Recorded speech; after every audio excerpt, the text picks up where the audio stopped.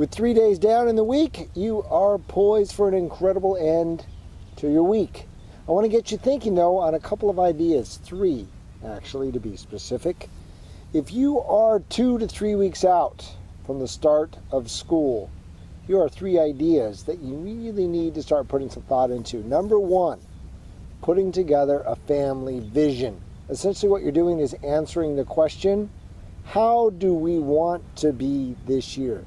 How do we want to be? Not what do we want to be, but how do we want to be? So I'm not talking about I want to be a great soccer player. I'm not talking about I want to be able to spend wisely this year. Those are all great goals and objectives.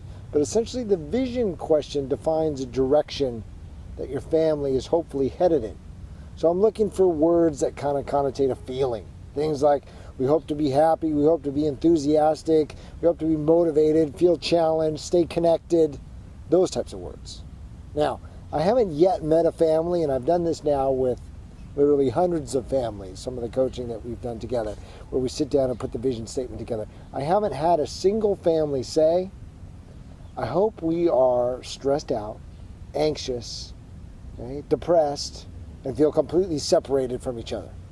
But yet, you know people who either feel one or more of those throughout the course of a school year.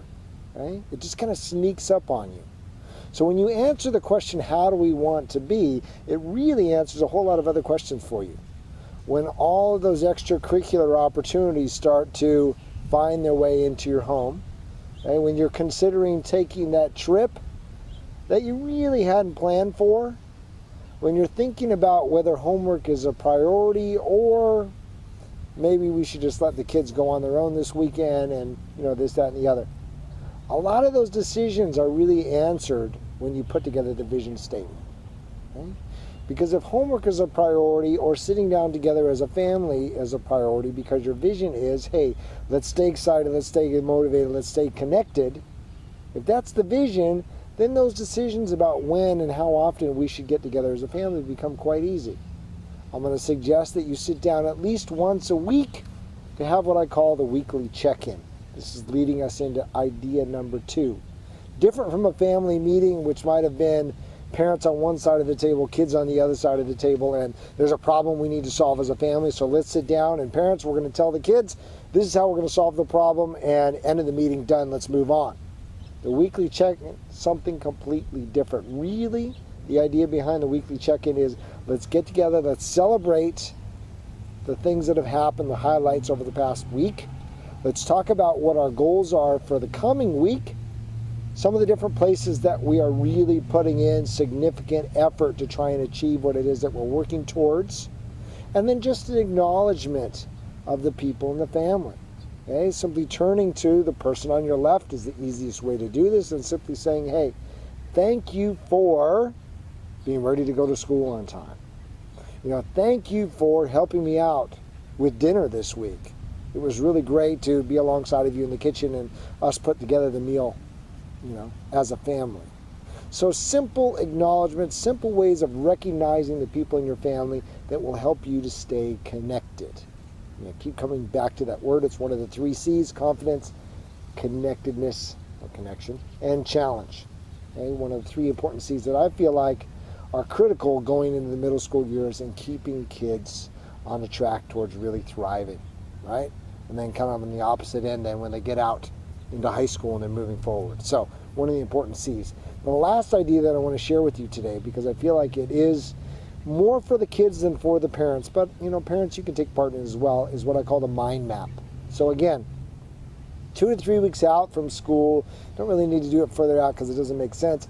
Sit down with a large piece of tablet paper, 24 to 36. I like to use those, preferably with a sticky on the back so you can then put it up on the wall in the bedroom as a continual reminder.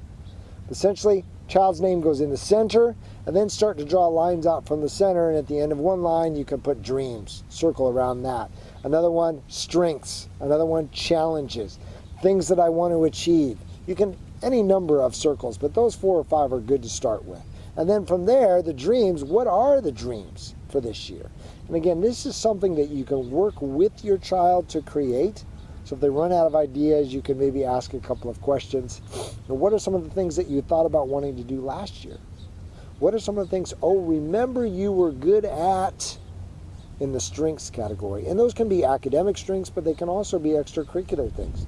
They're a great soccer player, they score goals. That could be a strength. This becomes a map, as the name defines it, that they then use to help direct the year ahead. So if there are challenges, things that they want to become better at, now it's right there for them to focus on. You'll see that over the course of the year, challenges may become strengths. Dreams all of a sudden may become challenges. So the whole thing works very nicely as a continual reminder of where a child is going. Not unlike the vision statement, but really specific with specific objectives and goals. That's really the purpose behind the mind map. So 3 critical ideas. I think it's time to start thinking about it. I'm hearing from a lot of folks that we are in that window of we want to get the most out of summer, but we realize that back to school is on the horizon. So don't forget, this Saturday, August 1, the back to school starter kit. 3 different versions, 3 different editions. Basic, Deluxe, Premier. I'm going to have the whole thing online, a little early bird discount. It's going to run through August 12th. Prices, exact supplies, it's all coming. I'm going to give you a little preview here, probably tomorrow, exactly what's going to be included in each one of those levels. So have a wonderful end to your Wednesday. I will see you back tomorrow. Take care.